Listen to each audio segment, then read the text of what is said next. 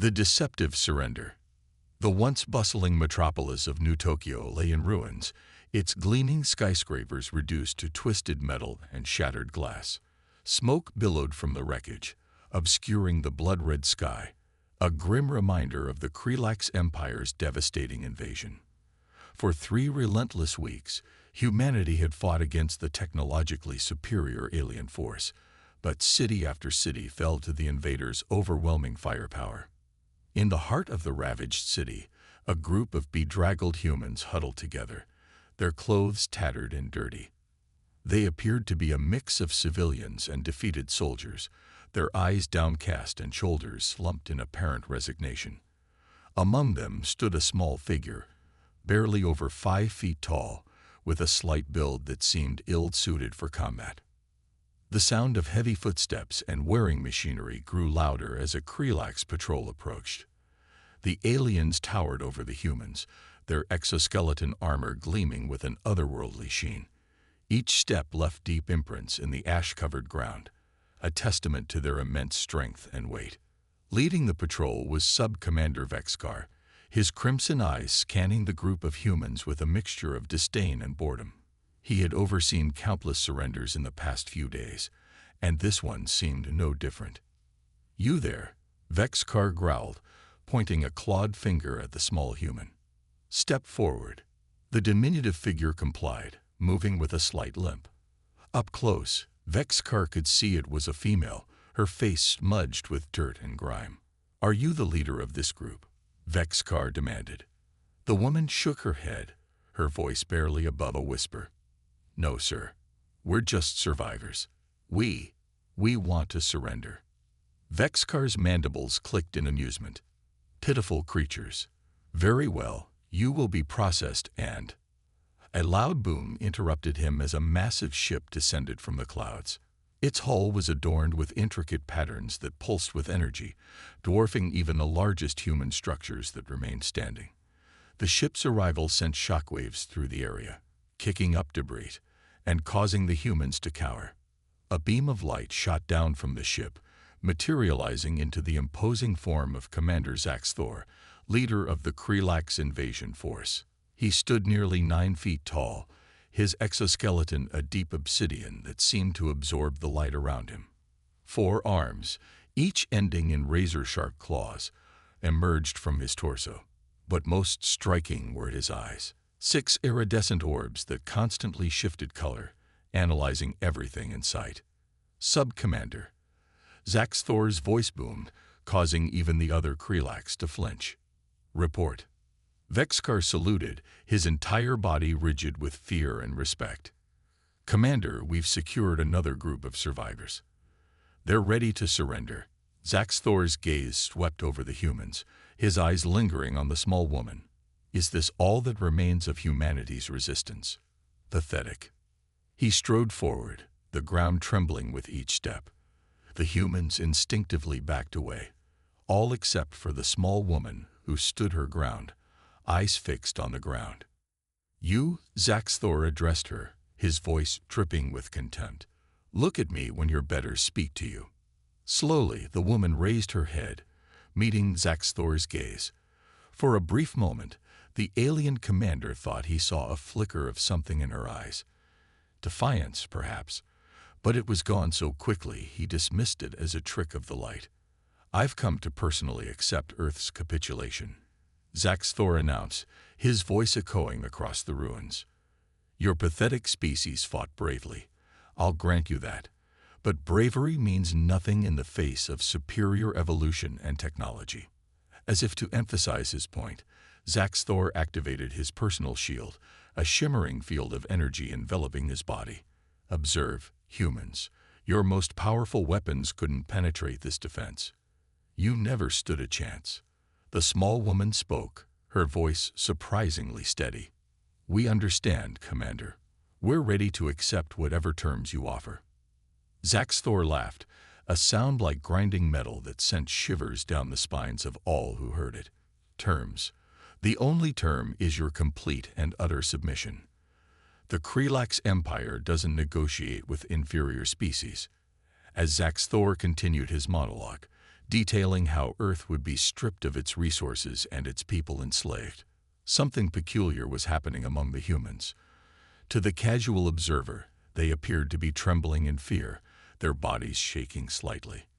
But a closer look would reveal a pattern to their movements, subtle gestures, fingers tapping against legs in a distinct rhythm. The small woman maintained eye contact with Zaxthor, her unwavering gaze beginning to unnerve him.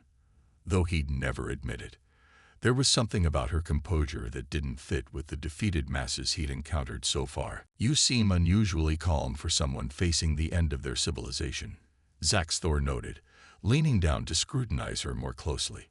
"What's your name, human?" "Sarah," she replied softly. "Sarah Connor." If Zaxthor had been more versed in human popular culture, the name might have given him pause. But to him, it was just another human designation, meaningless and forgettable. "Well, Sarah Connor," he sneered, "perhaps you'd like to have the honor of officially surrendering on behalf of your species. It seems fitting that the meekest among you should bear this burden." Sarah nodded solemnly. "If that is your wish, Commander. But first, may I ask one question?" Zaxthor waved a clawed hand magnanimously. "Speak, human. Consider it a last act of mercy before your kind fades into obscurity." Sarah's eyes darted briefly to her companions before returning to Zaxthor. "In all your conquests, Commander, have you ever encountered a species that surprised you? One that proved to be more than they appeared?" The question caught Zaxthor off guard. He had expected pleas for mercy, not philosophical inquiries. "Never," he declared after a moment's consideration. "The Krelax are unparalleled in our understanding of other races. We study, we analyze, and we conquer. There are no surprises in the galaxy for us." A small smile tugged at the corners of Sarah's mouth. "That's very interesting, Commander. Thank you for indulging my curiosity." As Sarah spoke, the subtle movements among the other humans intensified. To the Krelax, it might have appeared as if they were steeling themselves for the final act of surrender. In reality, it was a countdown. Zaxthor, oblivious to the undercurrent of tension, pressed on. "Now, human, kneel before me and formally surrender your world to the Krelax Empire." Sarah took a deep breath, closing her eyes for a moment. When she opened them, the facade of meekness had vanished, replaced by a steely determination that made even Zaxthor take half a step back. "Commander Zaxthor of the Krelax Empire," Sarah's voice rang out, clear and strong, all trace of frailty gone. "On behalf of humanity, I have a message for you." In that instant, several things happened at once. Sarah's right hand shot up, revealing a small device hidden in her palm. The other humans burst into action, their tattered clothes falling away to reveal sleek, form-fitting armor. Weapons materialized in their hands, seemingly from thin air. Sarah's thumb pressed down on the device, and a high-pitched whine filled the air.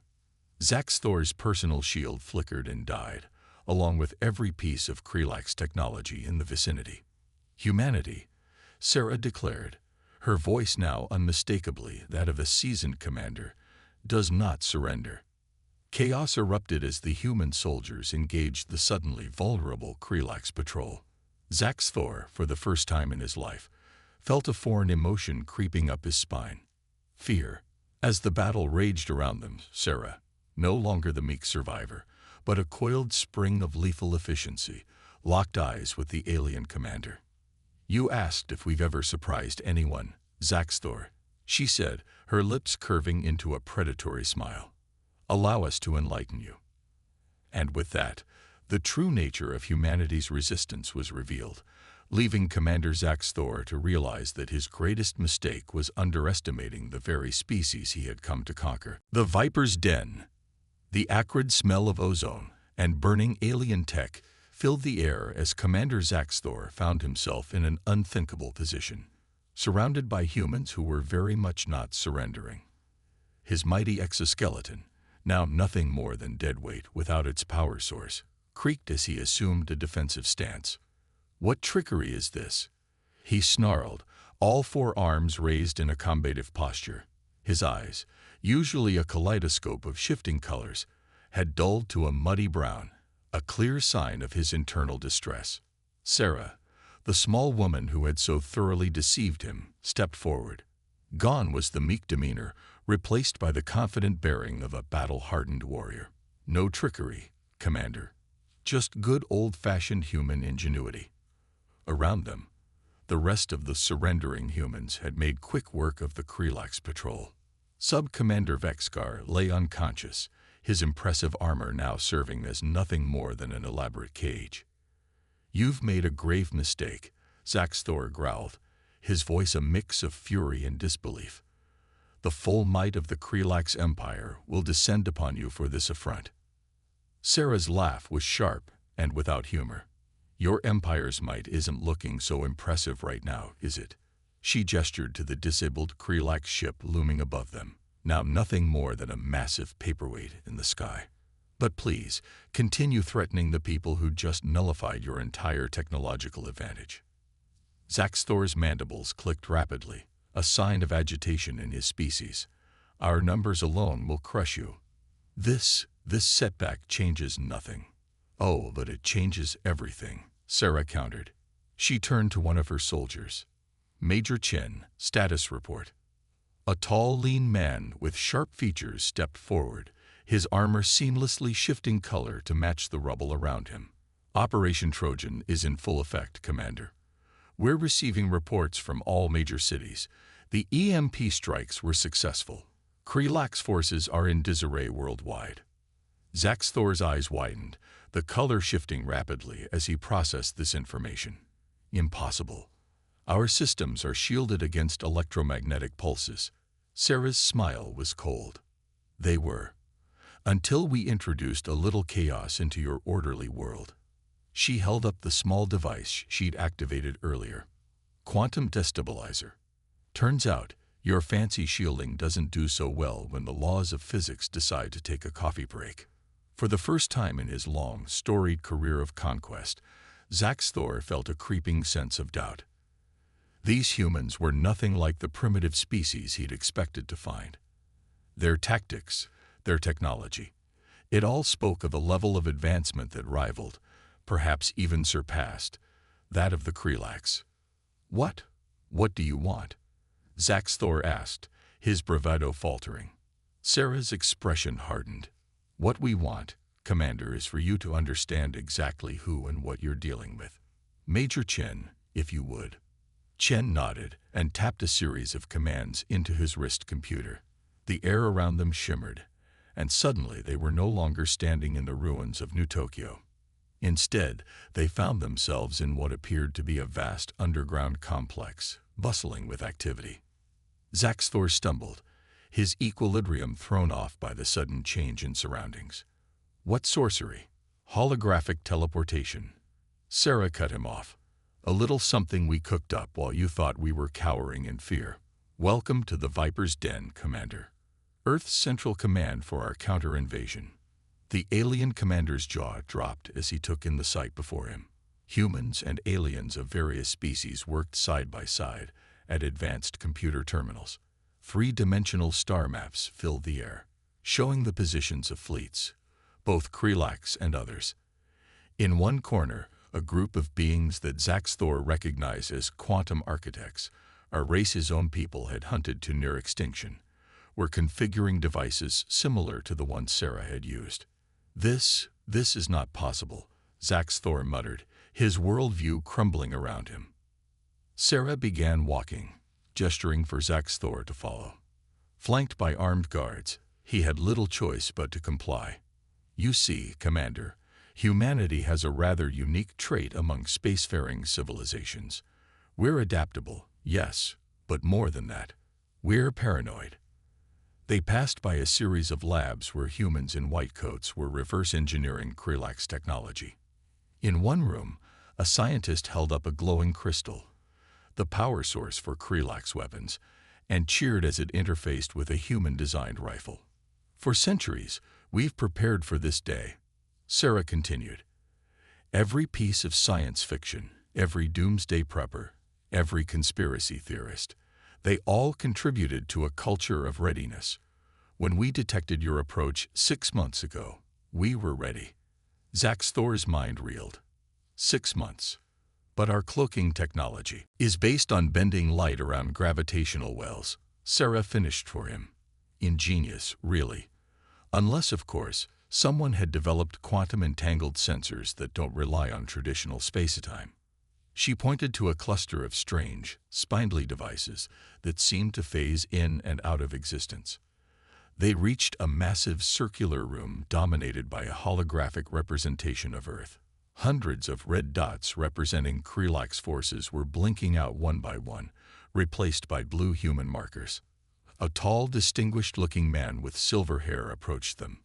"Ah, Sarah," he said, his voice carrying the weight of authority. "I see you've brought our guest." Sarah nodded. "Commander Zaxthor, allow me to introduce you to General Alexander Volkov, Supreme Commander of Earth's Defense Forces." Volkov's steely gaze bore into Zaxthor. "I must thank you, Commander. Your invasion has united humanity in a way nothing else could. Old enmities forgotten, resources pooled, secrets shared, all to ensure our survival." Zaxthor's shoulders slumped, the full weight of his failure crashing down upon him. "You've won this battle," he admitted, "but the Krelax Empire spans galaxies. We will regroup, we will adapt, and we will return." The general's laugh was hearty and genuine. "Oh, my dear Commander, you still don't understand. This isn't just about defending Earth." He waved a hand, and the holographic display zoomed out, revealing hundreds of human fleets spreading out across the galaxy. The Krelax woke a sleeping giant. "Now we're taking the fight to you." Sarah stepped closer to Zaxthor, her voice low and intense. "You called me the meekest among us, Commander. I am Captain Sarah Chen, callsign Viper of the Terran Special Forces. I spent the last decade deep undercover, infiltrating a dozen alien civilizations, forging alliances, and preparing for this day." She gestured around the room. "Every being you see here who isn't human, they're refugees from worlds you've destroyed, allies we've made in secret. Your empire's policy of eradication left a lot of angry species looking for payback." Zaxthor's world had been turned upside down in the span of an hour. Everything he thought he knew about humanity, about his own people's supremacy, lay in tatters at his feet. What happens now?" he asked, his voice barely a whisper. General Volkov's expression was grim. "Now, Commander Zaxthor, you have a choice to make. You can be part of the solution, help us dismantle the Krelax Empire with minimal bloodshed. Or, Sarah finished, her eyes glinting dangerously, you can be the example we make to show the galaxy that humanity is not to be trifled with. Your choice." As Zaxthor looked around the room, at the advanced technology, the united species, and the determined faces of his former prey-turned-predator, he realized that the Krelax Empire's days of easy conquest were over. Humanity had not only survived their crucible, they had emerged as a force that would reshape the galaxy. And in the depths of the Viper's den, surrounded by the strength and ingenuity of the human race, Commander Zaxthor of the Krelax Empire prepared to make the most important decision of his life. The hunter becomes the hunted. Commander Zaxthor's mandibles clicked nervously as he considered the ultimatum presented to him. The once proud Krelax leader now stood amidst the heart of human resistance, his world turned upside down. After a long moment, he squared his shoulders and met Captain Sarah Chen's steely gaze. I will assist you," he said, his voice a mixture of resignation and curiosity. "But I have conditions." General Volkov raised an eyebrow. "You're hardly in a position to make demands, Commander." Zaxthor shook his head. "Not demands. Requests. First, I want to understand. How did you achieve all this? And second, I want assurances that my people will be treated fairly in whatever new galactic order you're planning." Sarah and Volkov exchanged glances. The general nodded slightly, and Sarah turned back to Zaxthor. "Fair enough. You want understanding. Let's give you a crash course in humanity. Follow me." As they walked through the bustling command center, Sarah began her explanation. "Humans have a saying, Necessity is the mother of invention. When we realized we weren't alone in the universe, and that many of our cosmic neighbors weren't friendly, we got creative. They stopped at a weapons testing range where soldiers were practicing with what looked like normal projectile weapons.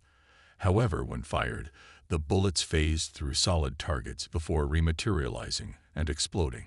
Phase shift ammunition, Sarah explained, passes through energy shields and solid armor as if they weren't there. Zaxthor's eyes widened.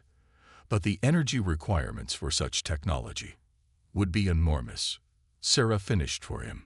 If we were using conventional physics, she pointed to a small pulsing crystal embedded in each weapon. Quantum energy taps.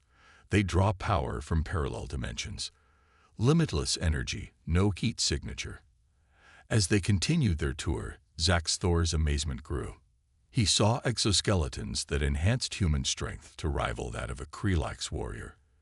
AI systems that could predict enemy movements with uncanny accuracy, and stealth systems that didn't just bend light, but folded space itself around the user. But how did you develop all this without us noticing? Zaxthor asked, his scientific curiosity overriding his fear. Sarah's smile was enigmatic. That's where human nature really shines. We compartmentalized. Every major nation, corporation, and even some wealthy individuals worked on different pieces of the puzzle. No one had the full picture until we needed to unite against your invasion. They entered a massive hangar where engineers were retrofitting captured Krelax ships with human technology. We've been reverse engineering alien tech for decades, Sarah continued. Every UFO sighting, every conspiracy theory about government black sites. Most of them were true. Zaxthor shook his head in disbelief. But surely some of this technology is beyond even your capabilities. Those quantum architects I saw earlier. Ah, yes, General Volkov interjected, joining them in the hangar. That's where Captain Chen's work really paid off. Sarah, why don't you explain your role in all this? Sarah's posture shifted, taking on an air of deadly focus that made Zaxthor instinctively step back. For the past decade, I've been humanity's ghost in the galaxy. I've infiltrated a dozen alien civilizations, including a brief stint in the lower ranks of the Krelax military. Zaxthor's jaw dropped. Impossible. Our genetic scans can be fooled if you know how to rewrite your own DNA on the fly, Sarah said with a shrug. Human ingenuity, remember. I made contact with species you thought you'd wiped out, forged alliances, and brought back technologies that helped us prepare for this day. As if on cue, a group of aliens Zaxthor had never seen before entered the hangar. They were tall, willowy beings with iridescent skin that seemed to ripple with colors. Commander Zaxthor, meet the Luminae, General Volkov said. Masters of light manipulation and energy transfer. They're the ones who helped us develop our quantum destabilizers. One of the Luminae stepped forward, its voice a melodic hum. We remember the Krelax, Commander. Your people drove us from our homeworld centuries ago. We've been waiting for a chance to reclaim our place in the galaxy. Zaxthor felt a wave of shame wash over him. How many species had his people wronged in their quest for dominance? How much knowledge and potential had they destroyed? I'm beginning to understand, he said quietly. But surely not all humans are as capable as this. In our initial battles, many of your soldiers fell easily to our forces. Sarah's expression darkened. Those were our frontline troops, brave men and women who bought us time with their lives. They knew they were outmatched, but they held the line while we mobilized our true forces. She led Zaxthor to a virtual training room where human soldiers were engaged in simulated combat against Krelax warriors. To his shock, the humans were winning, using a combination of advanced tech and unconventional tactics that left the simulated Krelax reeling. This is our elite forces, Sarah explained. Trained in alien combat techniques, enhanced with cutting-edge biotech, and armed with weapons that make your plasma rifles look like slingshots. As they watched, one human soldier took on 3 Krelax simultaneously. The soldier's movements were a blur, her weapons shifting forms to adapt to each new threat. Within seconds, all 3 Krelax were down. Impressive, Zaxthor admitted. But surely this is just a simulation designed to. His words were cut off as Sarah tapped a command into her wrist computer. The simulation flickered and disappeared, revealing that the soldier they'd been watching was real, standing before them in the flesh. Commander Zaxthor, meet Sergeant Aisha Nahas, Sarah said, a note of pride in her voice. One of our best. Aisha saluted crisply, her dark eyes assessing Zaxthor with cold efficiency. Sir. Zaxthor found himself at a loss for words.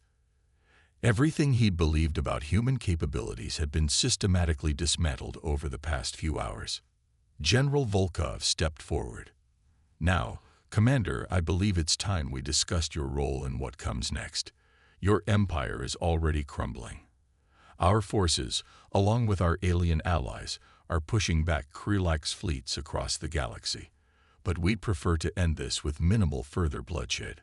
Zaxthor nodded slowly. I understand. What would you have me do? Sarah's voice was steel.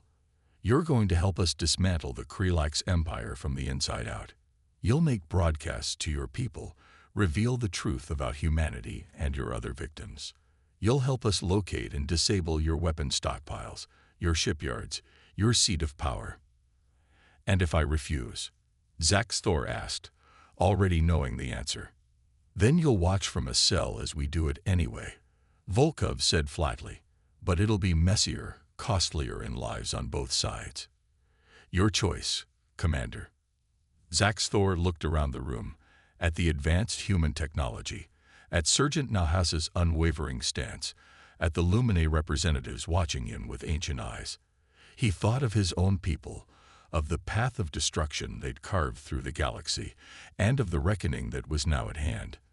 In that moment, Commander Zaxthor of the Krelax Empire made his choice. The hunter had become the hunted, but perhaps, just perhaps, there was a chance for redemption. I'll do it, he said, his voice firm with newfound resolve. For the sake of my people, and for all those we've wronged, I'll help you end this war. Sarah nodded, a glimmer of respect in her eyes. Then let's get to work, Commander. We have a galaxy to reshape. And so, in the heart of the Viper's Den, surrounded by the full might and ingenuity of humanity and its allies, the next phase of the war began, not with a bang, but with the quiet commitment of a former enemy turned reluctant ally. Pandora's box. The holographic display in the Viper's Den's main control room flickered to life, showing a massive Krelax warship hanging in orbit above a blue-green planet.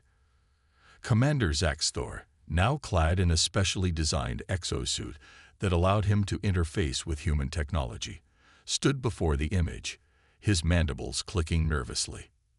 The imperious fist, he said, his voice a mix of awe and trepidation.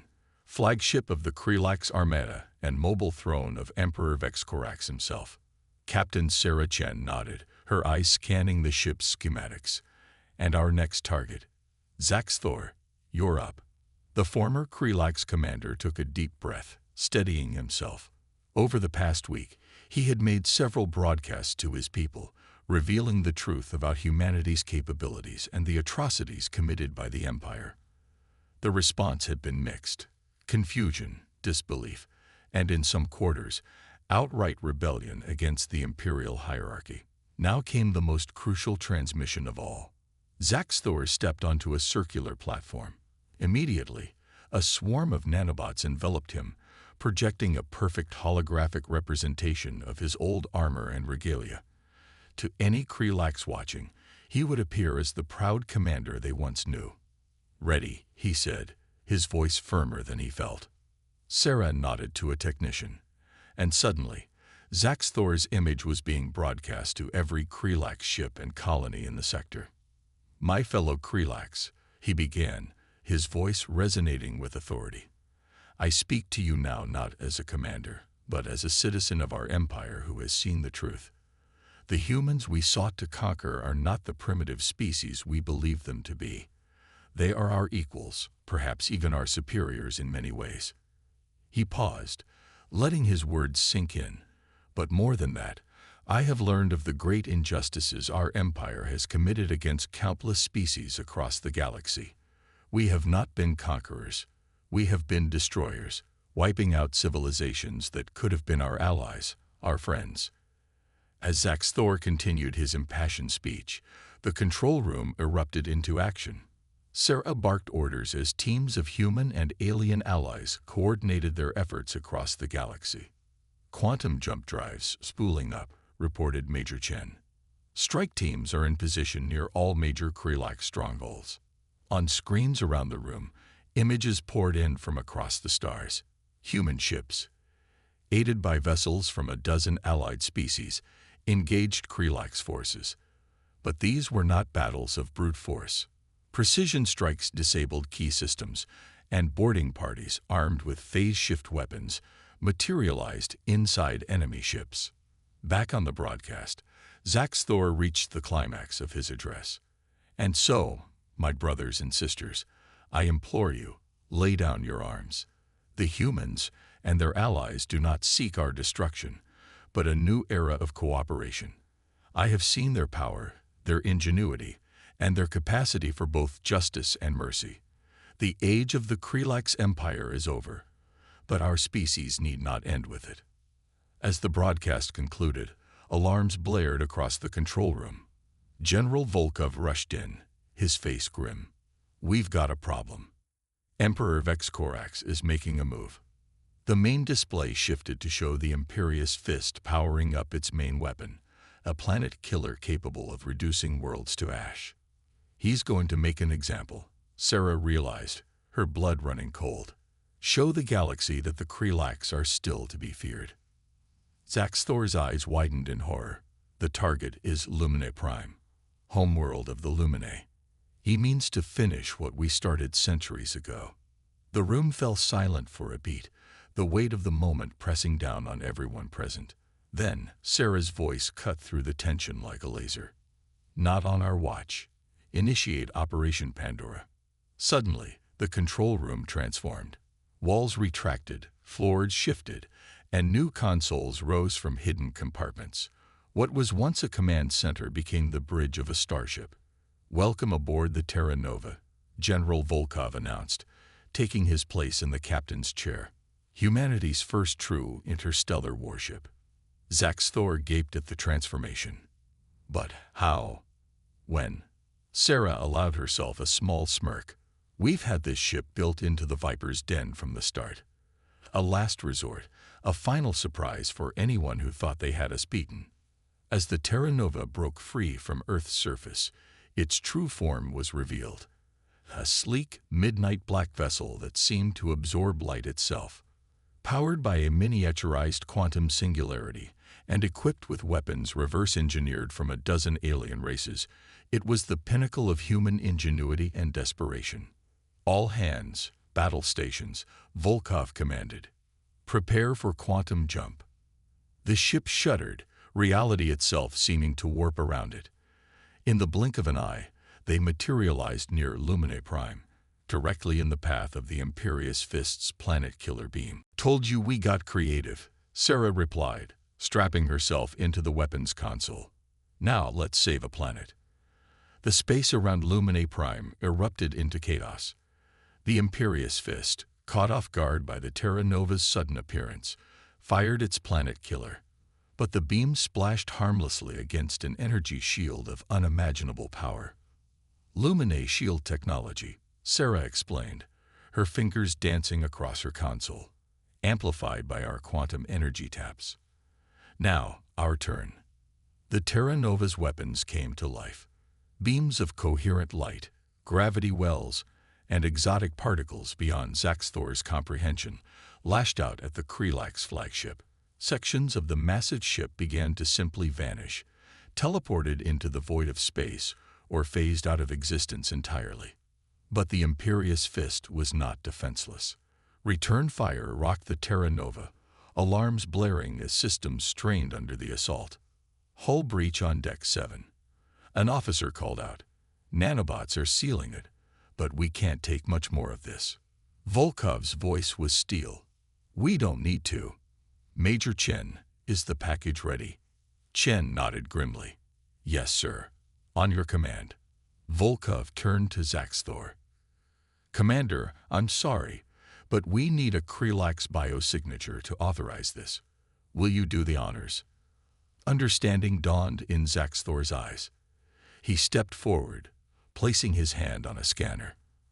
For a better future, he said softly. A small, innocuous device materialized in the heart of the Imperious Fist's bridge. Before Emperor Vexcorax could react, it activated, bathing the entire ship in a soft, golden light. On the Terra Nova's bridge, screens showed Krelax soldiers dropping their weapons, looking around in confusion. What did we just do? Zaxthor asked, his voice trembling. Sarah's reply was soft but firm. We opened Pandora's box, Commander. That device released a tailored nanite swarm. It's rewriting the aggressive tendencies in Krelax brain chemistry. Your people will maintain their memories, their skills, but the driving need to conquer, to dominate, that's gone. Zaxthor staggered back, overwhelmed by the implications. You changed us. At our core. Volkov stood, his face a mask of determination. We gave you a choice, Commander, a chance to be more than conquerors. The rest is up to you. As the Imperious Fist hung dormant in space, its crew coming to terms with their new reality, the Terra Nova's bridge erupted in cautious celebration. The Krelax threat was neutralized, a planet was saved, and a new chapter in galactic history had begun. But as Sarah caught Zaxthor's eye, she saw the question there, the same question that haunted her own thoughts. In using such a weapon, in changing an entire species against their will, had humanity opened a Pandora's box that could never be closed? Only time would tell. The tables turn. The aftermath of Operation Pandora unfolded across the galaxy like ripples in a cosmic pond. Aboard the Terra Nova, now in stationary orbit around Lumine Prime, the control room buzzed with activity as reports flooded in from every corner of known space. Captain Sarah Chen stood before the main holographic display, her face a mask of concentration as she absorbed the influx of information. Beside her, Commander Zaxthor watched in stunned silence, still grappling with the profound change that had been forced upon his species. Status report. General Volkov's voice cut through the chatter, bringing a moment of focus to the controlled chaos. Major Chen stepped forward, his uniform bearing the marks of recent combat. Sir, the nanite swarm has successfully propagated through 97% of Krelax-controlled space. We're seeing widespread disarmament and calls for peace negotiations from former Krelax strongholds. Zaxthor's mandibles clicked softly. And, my people? How are they responding to this change? Sarah turned to him, her expression softening slightly. It varies, Commander. Some are experiencing profound shock, others a sense of relief. We're seeing spontaneous acts of restitution towards species the Krelax once subjugated, but there's also confusion, anger in some quarters. This won't be an easy transition. Volkov nodded grimly. We expected as much, but the alternative was. An alarm cut through the air, silencing all conversation. On the main display, a new threat blossomed into existence. Unknown vessels detected, an officer called out. Hundreds of them, appearing out of some kind of fold in space-time. The room fell silent as the image resolved, showing a vast armada of ships unlike anything they'd ever seen. They seemed to shimmer and shift, as if not fully anchored in reality. Zaxthor's eyes widened in recognition. No, it can't be. The precursors. Sarah whirled to face him. Precursors. Zaxthor, what do you know? The former Krelax commander's voice was hushed with awe and fear.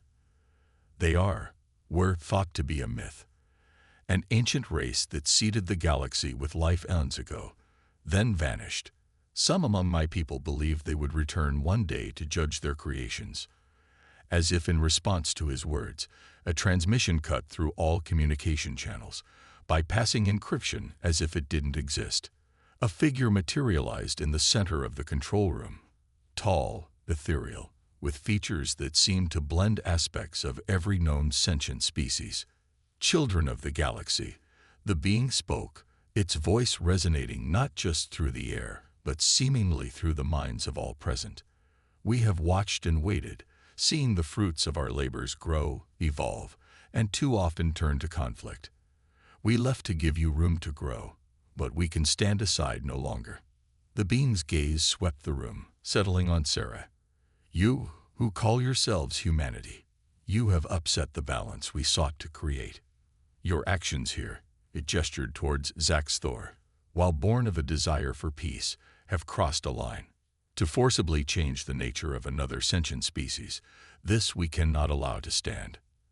Sarah stepped forward, her chin raised defiantly.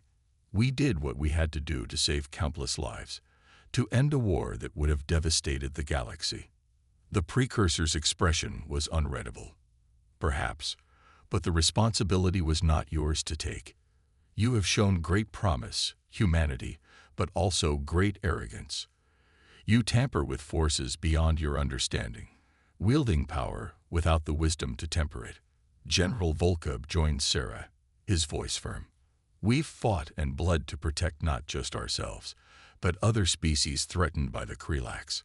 We forged alliances, shared knowledge. Are you saying we should have stood by and let the strong dominate the weak? No, the precursor replied. But neither should you appoint yourselves the arbiters of galactic civilization. You are young, your perspective limited. Zaxthor, who had been silent until now, suddenly spoke up. Great One, if I may. I was among those changed by the human's action, and while the method was invasive, I cannot deny that I feel unburdened. The constant drive for conquest that has defined my people for millennia, it's gone. In its place, I feel possibility. The precursor turned its attention to Zaxthor, studying him intently. You speak truth, child of Krelax. Your mind is indeed altered, but your essential self remains. Curious. As this exchange unfolded, Sarah caught movement out of the corner of her eye. The Lumine representatives, who had been silently observing until now, stepped forward. Their spokesperson, a beam of shimmering light, addressed the precursor. Honored Ancient, we too would speak. Humanity's actions, while extreme, saved our world and countless others from annihilation. They have shown a capacity for both great power and great compassion. Perhaps it is time for a new approach in our galaxy. The precursor seemed to consider this, its form shimmer. Ing slightly. You suggest we allow this experiment to continue, to let these young races chart the course of galactic civilization. Not unsupervised, the Lumine replied. But yes, guide rather than dictate, advise rather than control. The humans and their allies have shown they can unite diverse species towards a common goal. Is that not what you hoped for when you seeded the stars? A tense silence fell over the room as the precursor pondered these words. Finally, it spoke again. Your words carry wisdom, children of light. Very well. We shall observe, and if needed, guide. But know this, it turned back to Sarah and Volkov. Great power demands great responsibility. The galaxy will be watching. With those words, the precursor vanished, though its presence seemed to linger in the air. On the main display, the vast armada began to fade from view, slipping back into whatever higher dimension they had emerged from. As the tension in the room slowly dissipated, Sarah let out a breath she hadn't realized she'd been holding. She turned to her companions, human, Krelax, Lumine, and the myriad other species represented on the Terra Nova. Well, she said, a wry smile tugging at her lips, I'd say the tables have well and truly turned. Looks like we got a galaxy to rebuild, and this time, we're all in it together. Zaxthor stepped forward, extending a hand in the human gesture of partnership he had learned. Indeed, my people have much to atone for, but perhaps with your help, we can become a force for peace rather than conquest. General Volkov nodded solemnly. It won't be easy. There will be resistance, confusion, maybe even conflict as we try to build this new galactic order. But I think we've proven that together, we can face any challenge. As the assembled beings began to discuss plans for the future, Sarah found herself drifting towards the viewport. She gazed out at the stars, at the vastness of the galaxy that was now their responsibility. "Quite a view, isn't it?" Major Chen's voice came from beside her. "Hard to believe how far we've come." Sarah nodded, her eyes still on the starfield. "And how far we have yet to go. You know, Chen, when I started this mission years ago, infiltrating alien societies, I never imagined it would end like this. I thought we were fighting for Earth's survival. Turns out, we were fighting for the soul of the galaxy." Chen chuckled softly. "Well, Captain, if anyone can help guide humanity through this new era, it's you. After all, you've already walked among the stars." As Sarah turned back to the bustling control room, now a microcosm of the diverse galactic community they would help shape, she felt a sense of both trepidation and exhilaration. The tables had indeed turned, and humanity now sat at the head of a very large, very complex table. The war was over. The real work was just beginning. And somewhere out there in the cosmic depths, the precursors were watching, waiting to see what their children would make of this brave new galaxy.